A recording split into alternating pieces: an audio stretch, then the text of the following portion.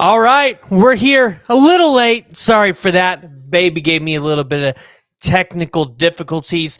I don't know if y'all have ever seen the meme. I think it's a Charlie Brown meme. It's basically like, I got responsibilities. That means I can't have no fun no more. That's pretty much what it means when you're having a baby. But it's all the enjoyment every other time, except when you're trying to live stream. So today we got to talk about Oklahoma at Auburn, the first SEC road game for Oklahoma.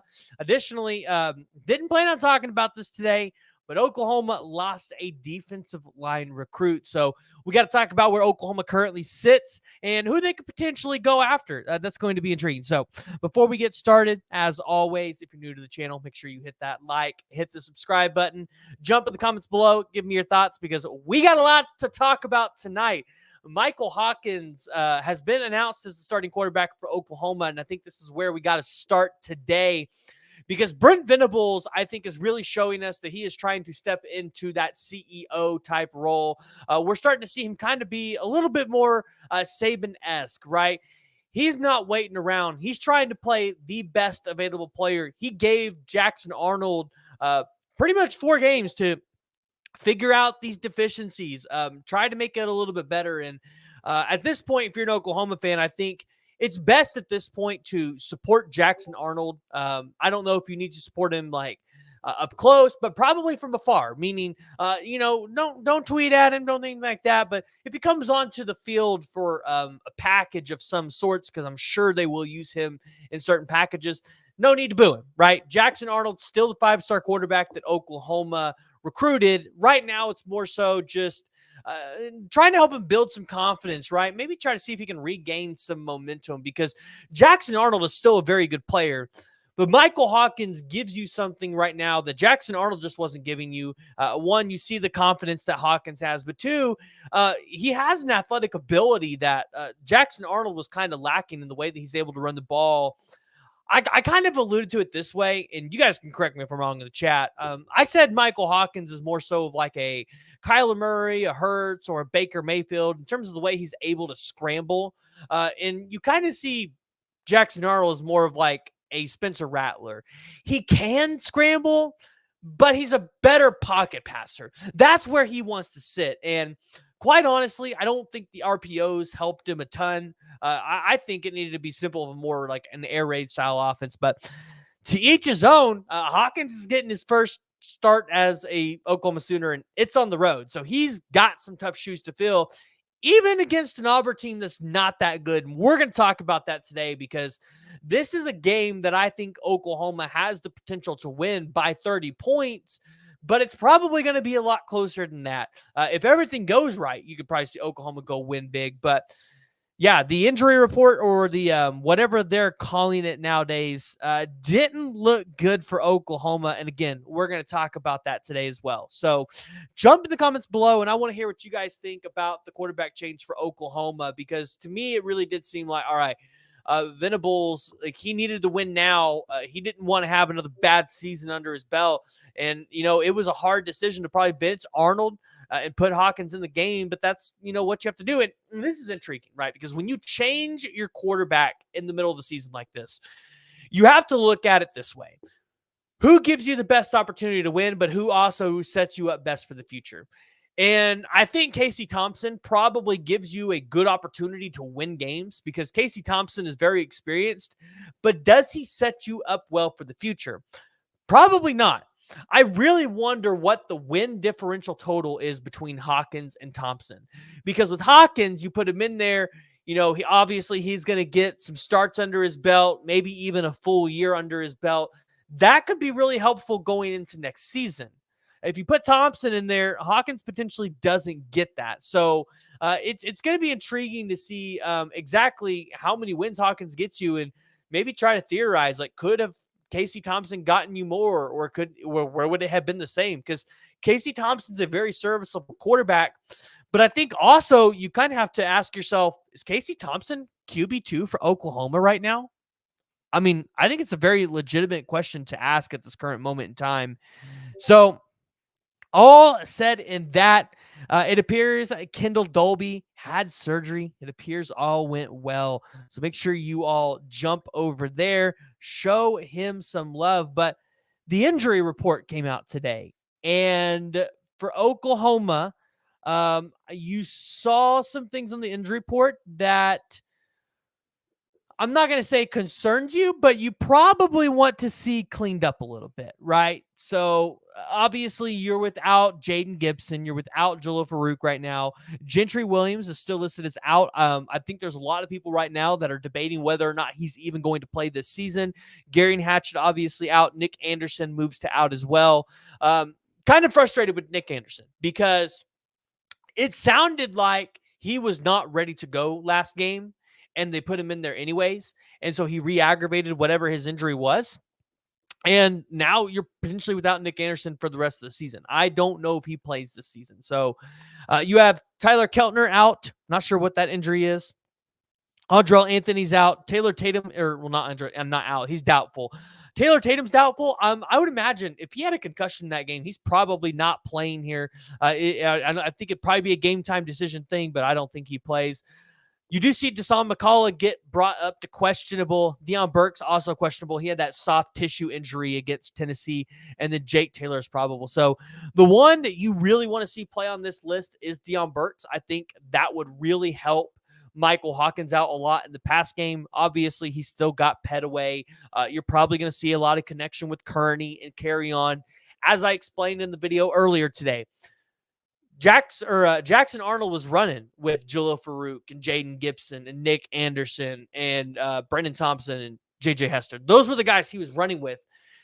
Michael Hawkins ran with these twos: Petaway, Kearney, Carry-On, Ragens, maybe even a little bit of Brendan Thompson. So I think you're going to see Hawkins have better connection with those guys where maybe Arnold didn't have that, and that'll be key and crucial. But having a guy like Deion Burks out there as well, with as versatile as he is, I think that helps Oklahoma out. So you want to see Deion Burks on the field. Obviously, I think a lot of Oklahoma fans would like to see Taylor Tatum too.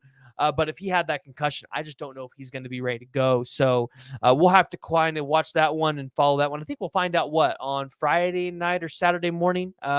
I think we'll get the final injury report there. So let's just go ahead and let's just dive into the Oklahoma-Auburn game, because there was a lot of circulation on whether or not this game was still going to be played in Auburn, or whether it was going to get moved to Norman or even moved to next week, because both teams actually have bye weeks.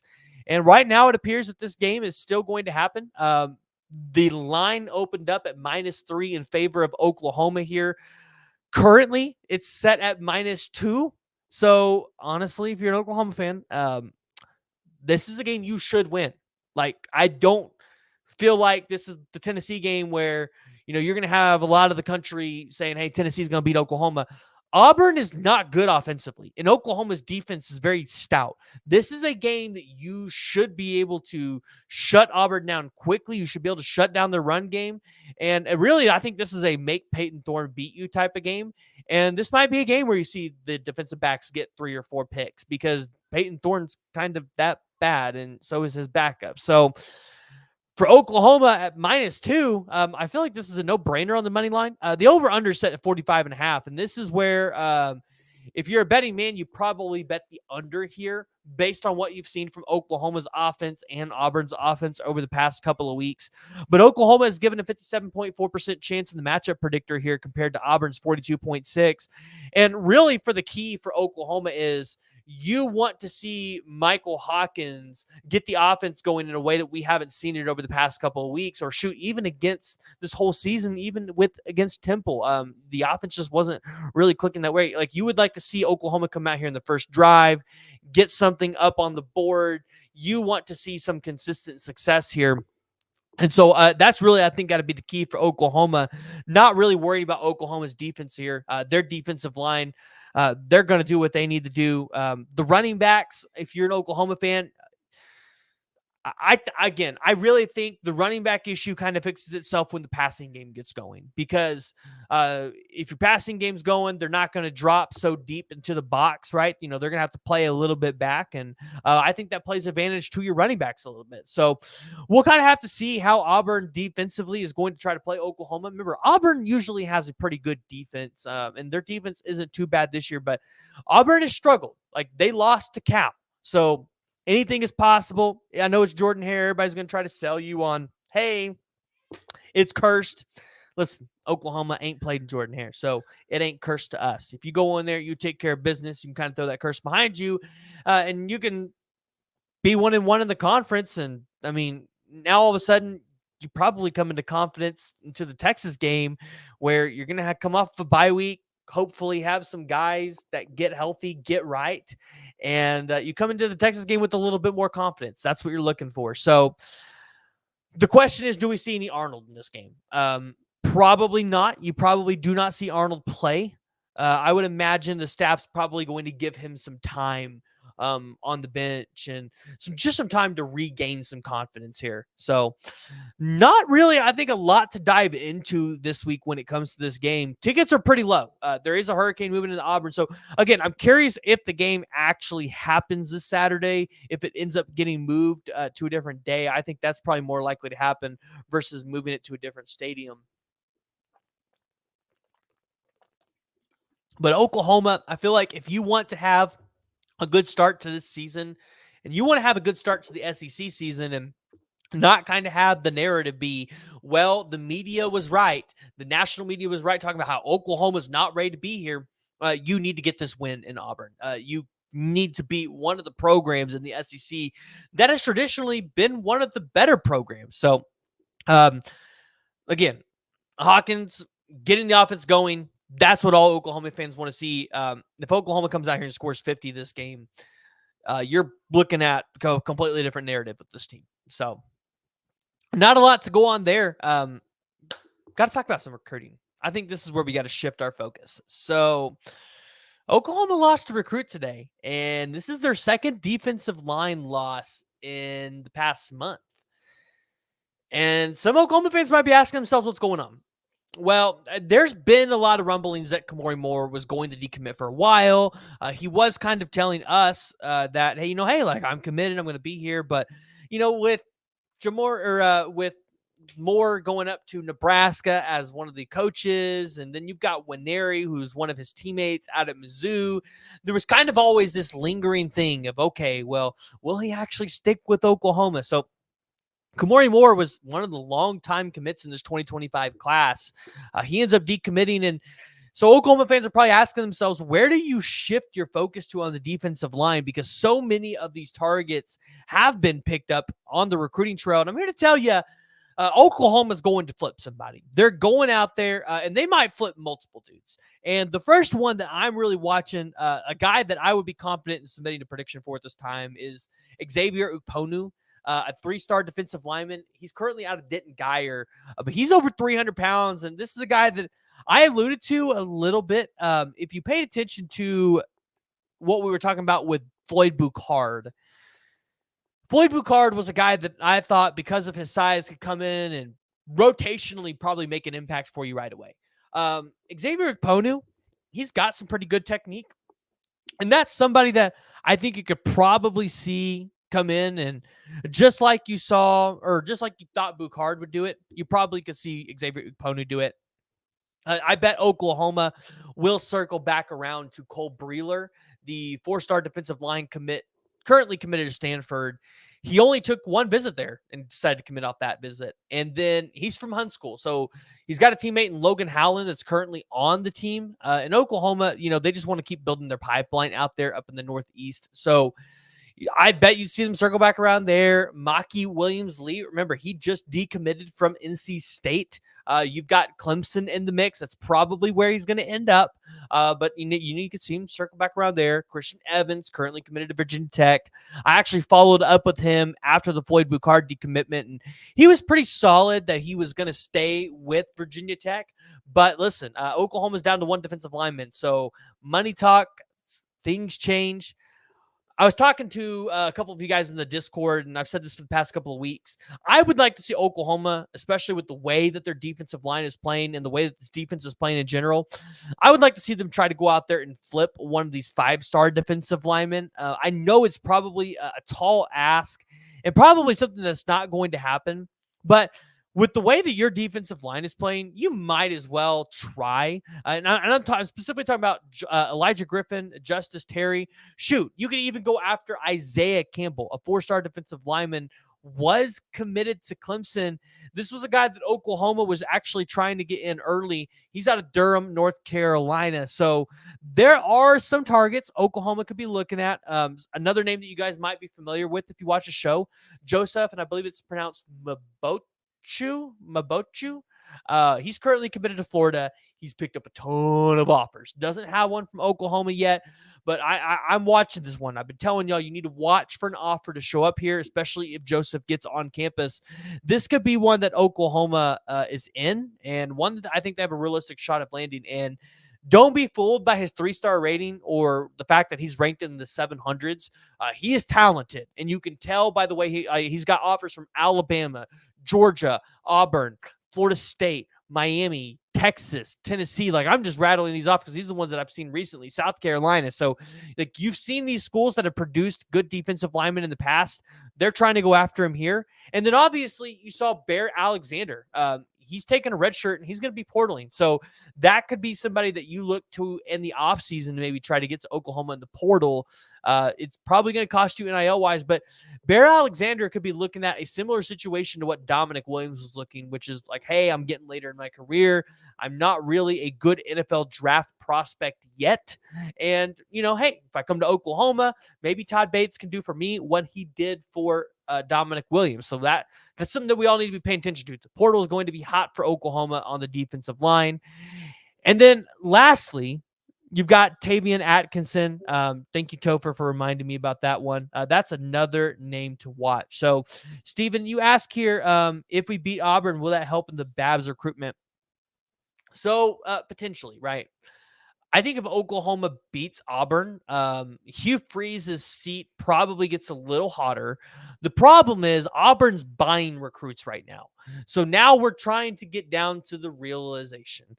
How much does money matter in Babs recruitment? For a while, we have not thought it mattered, but this man keeps dragging it out. And the longer that it drags out, you feel more confident in Oklahoma. And I was actually talking to somebody about him the other day, and they felt pretty confident that Oklahoma could be the pick for Babalola.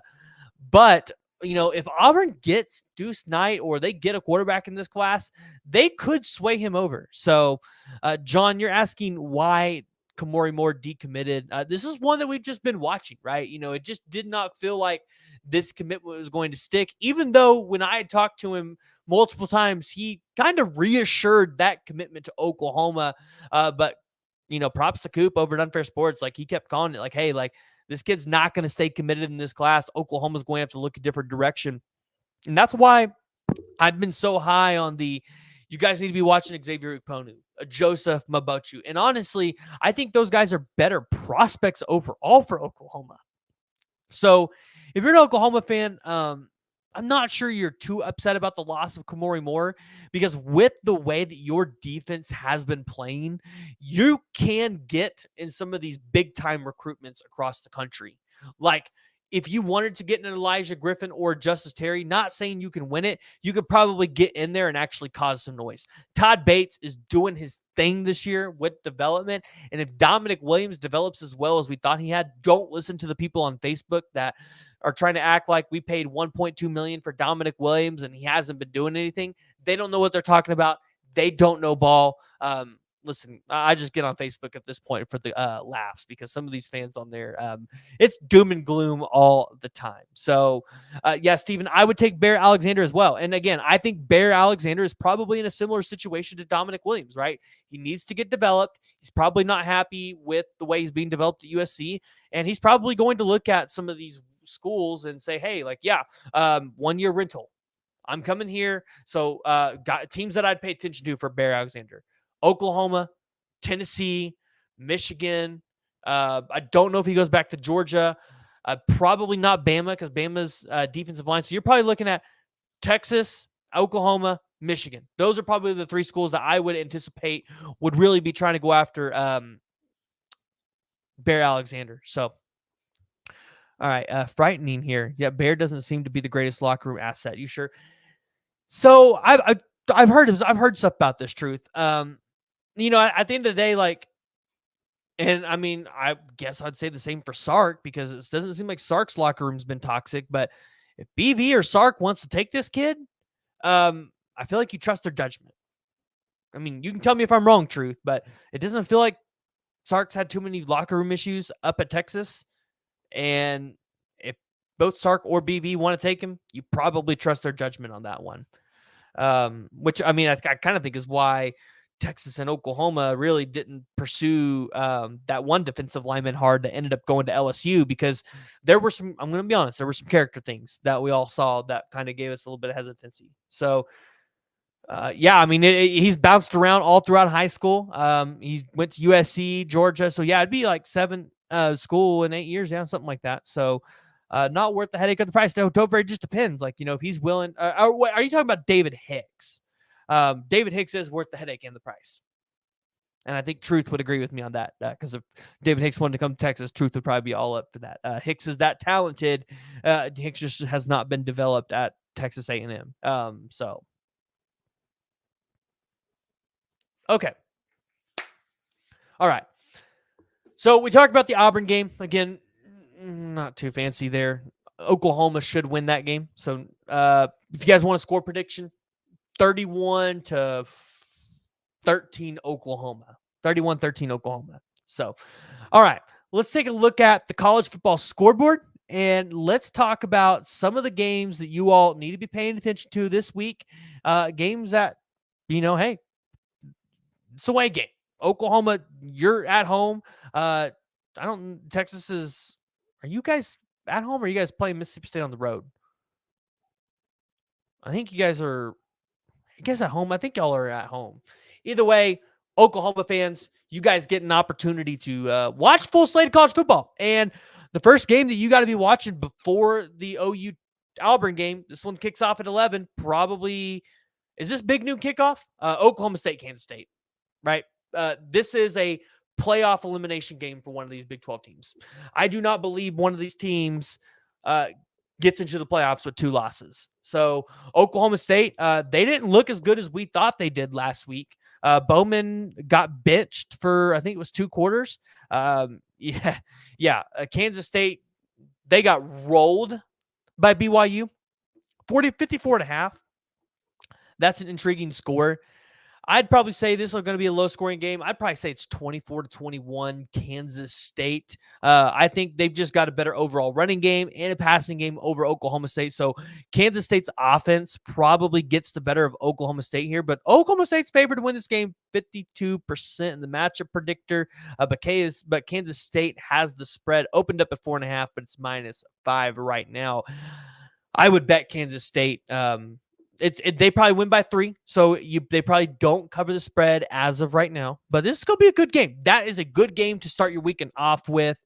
Obviously, you've got Oklahoma at Auburn.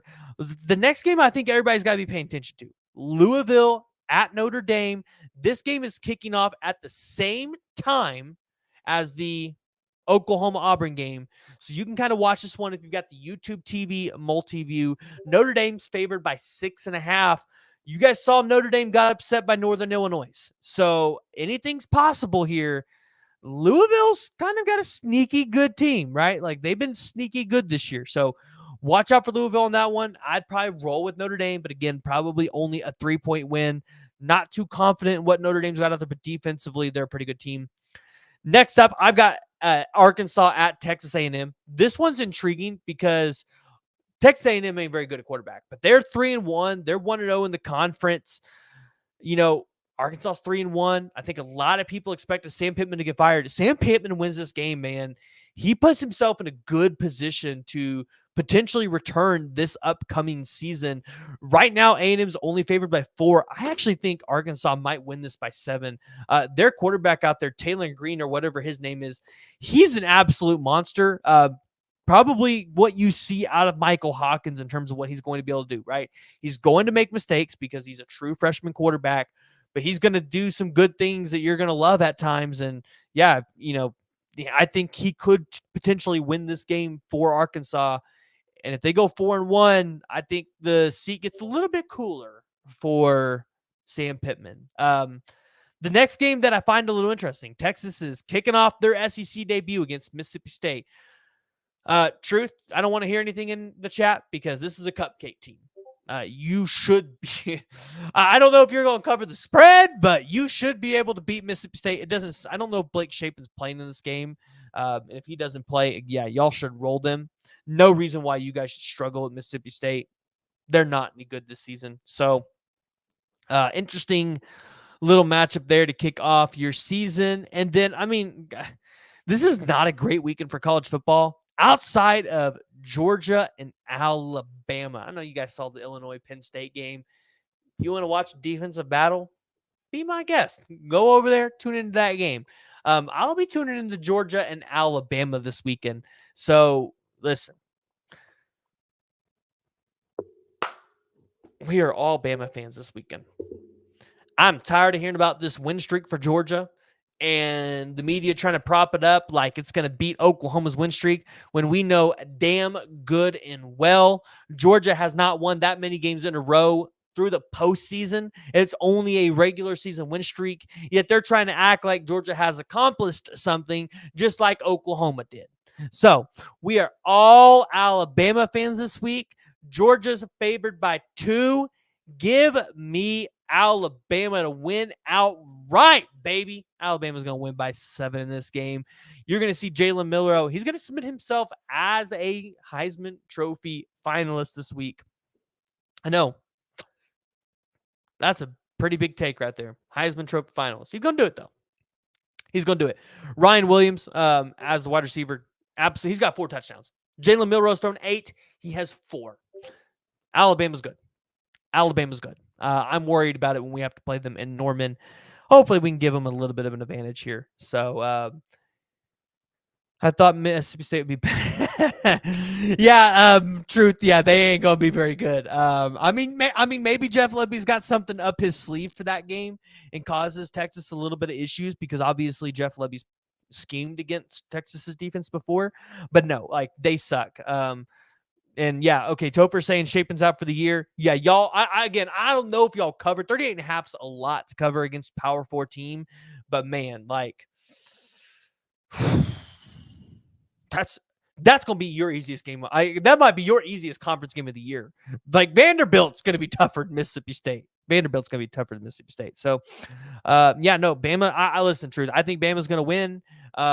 Sucks for y'all, though, because I think Georgia's got a bye week after this, and then I think their next big game is you guys. So that would suck.